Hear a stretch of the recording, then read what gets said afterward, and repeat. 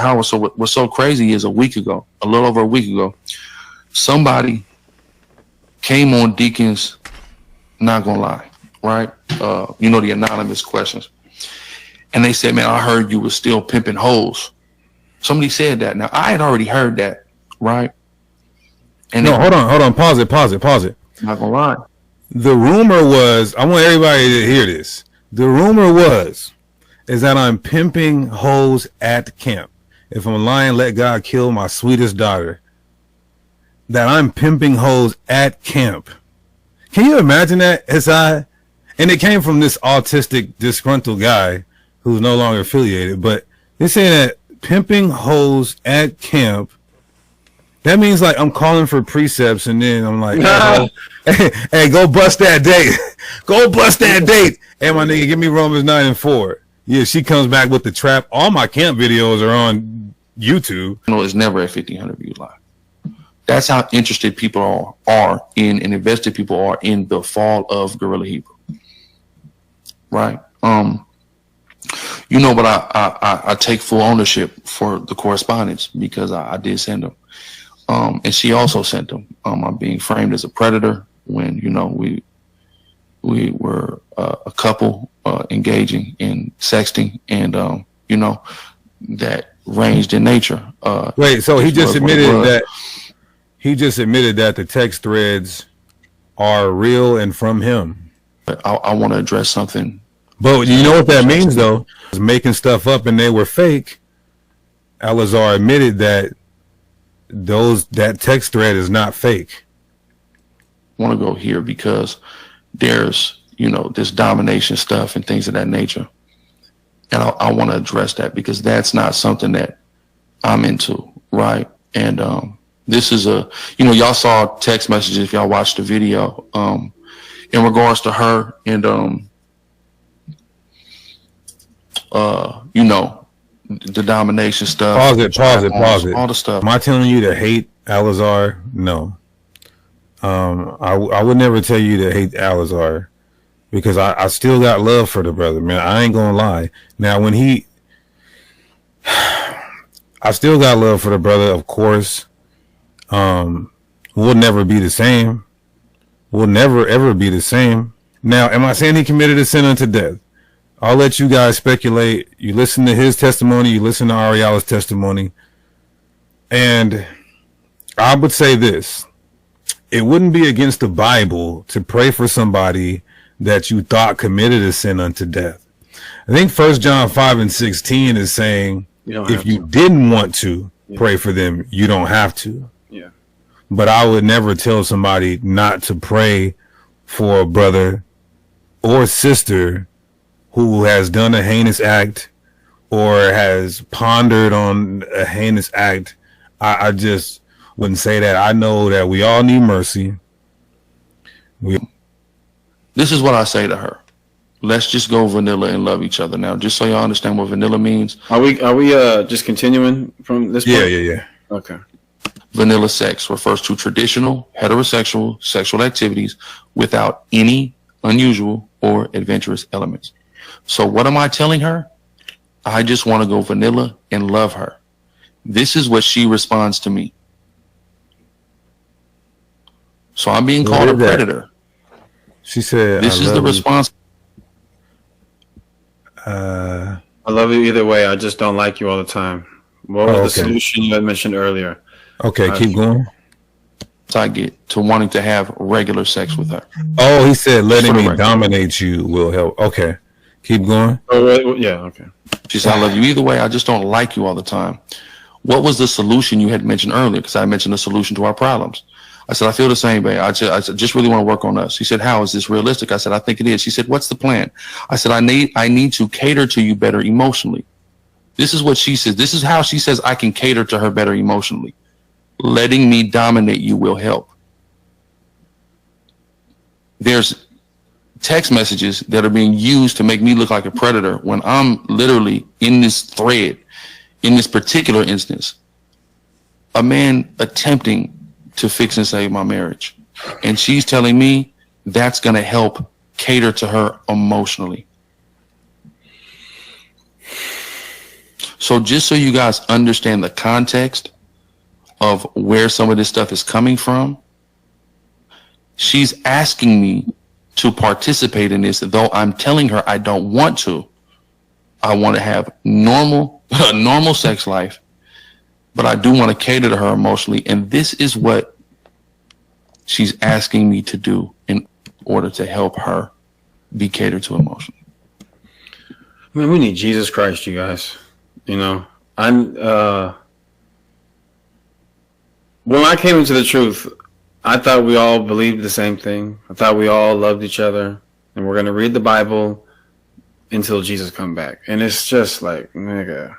Fear for the inner workings of a marriage to be exposed to the world, because there are so many aspects of it. There's so many things and nuances that are not being dealt with or discussed or understood or need to be.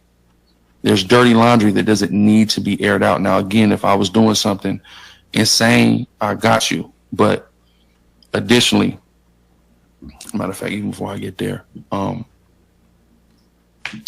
of outside of this though, because that's the domination aspect, and that's never nothing I was into at any point. There was a pagan kit that was definitely purchased, and I made it disappear.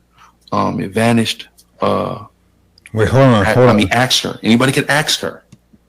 So he said he purchased the strap-on and then it vanished. Is that what he just said? Yeah, it sounds like he's saying she wanted that, he didn't want it, so he threw it away. That's what I can interpret from that. But what? I'm taking his word for it. Listen, Alzar, I'm taking your word for it. Okay, go ahead. Let's keep going. Your word for it, Alzar. Ask her where it went. It vanished. She's asking me, where'd it go? I'm playing stupid. Where is it? I'm not into that, bro. That's not what I'm into. He didn't say, hold on. That's not what I'm. Okay, he didn't say he purchased it. He said it was purchased. Well, the issue, I think, I have to call a spade a spade. It's ambiguous when you say that. I understand you're trying to leave it ambiguous, but the evidence says, from what I've seen, and if I'm wrong, then I'll say, hey, guess what, everybody, I'm wrong. From the text that were shown, that brother purchased it. But guess what? More importantly than that, because this isn't like a bashing thing at all. It wasn't used, so that's the most important thing. According to what he said, I'm going to take his word for it. I don't want to believe that he used it, and if he says it, and I don't believe he's lying, then I hope not. Never have been, never fucking will be, right? So I don't want that on my jacket whatsoever. I want. Why is she asking? Hold on. Why is she asking him where it went, and he's saying he don't know? I don't know. But listen. I want to give all the praises and the honor to Yahweh Bahashem, Yahweh Shai Bahashem Rucha HaKodash, and double honors to the elder apostles and the elder bishops of Great Millstone. Honors as well to you, brethren, you fellow believers of this truth, and shalom to the elect. So real quick, I'll try to make this video real short. I just did the video before last prior on this situation with the priest Alazar. He looks pretty broken down, right? And this is why we say, and I'm gonna look at it another angle. At first, sometimes you look at it and you say, well, we're gonna go into this dude because this Jake has gave us hell, man. He's disrespected his teachers. He's disrespected the truth, the brotherhood. He's made an act, right? He hustled the truth. There's a whole lot of things he did that he was an offense to. But I'll say in this situation, as I said in the other video, that he's probably had some psychological problems from, his history, knowing what his father was, So, but I don't know if this is manifested now. But we see this is the woman. The woman, right? You guys want these Israelite women? They can turn you. They can trick you. You're buying pegging kits, strap-on kits, all kind of freakism. It tells you, and a lot of women get mad at me when I talk about them, you know. And again, there's some sincere Israelite sisters. But they're the weaker vessels, so Satan is handling them hard. So if you got an Israelite woman in the truth, I mean, that's where the attack is coming through. And this is what I've seen the whole time. This is all revolving around a woman. And when these women get mad, they're coming at you, right? And they're going to expose you. This is why I remember the apostles saying, don't try to get the Israelite woman. Now, there might be some, again, it's not all cut and dry. There's exceptions to the rule, especially these younger ones. They'll set your ass up. And I witnessed it. I witnessed it literally with brothers being set up by these women with head coverings and long dresses. You know what I'm saying? You see, a lot of Jake think they're getting the shortcut by adopting a woman in the truth, and she got a head covering and a long dress, so she's going to be already wifey made. But that's not the case. It's almost better to get a woman that's not in the truth that will grow with you on your level or whatever, or come not on your level, but grow with you. Some of these women got agendas. Now, again, we talk about women, but we, often talk about men. The majority of my videos is talking about men, right? Jake that's in the truth, Christians, so forth and so on. So if you sisters get mad that when I start talking about women, you can see here the very thing that I was speaking about. It's your kryptonite. It's Jake's kryptonite. Again, I don't know where this freakism come from. I don't know the personal business, the personal history, but she want does, and maybe she feel like he's not doing it. I don't know, man. But all that personal stuff leaked out, and it's because the Lord wanted it to leak out. Okay, that's what happened. But a lot of times our troubles come by the woman. Let me get this. Sirach 25 and 24. Stumble not at the beauty of a woman, and desire her not for her pleasure. You can clearly see in this whole context, there's women. There's vessels of women created for destruction. Maybe not physically destroying you, right? But destroying your reputation. A woman, if she maintains of her husband, is full of impudence and much reproach. Also, you got to understand that this is another situation. He got caught up with the woman.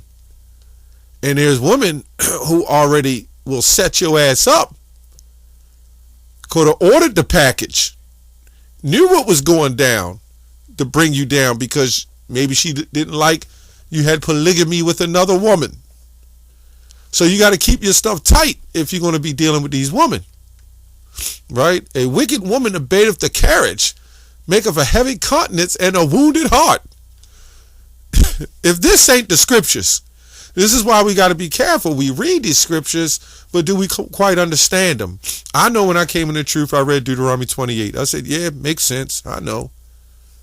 But when it talks about the tender and delicate woman among you, and your eye shall be evil toward her husband, then you start really understanding what these scriptures are all about.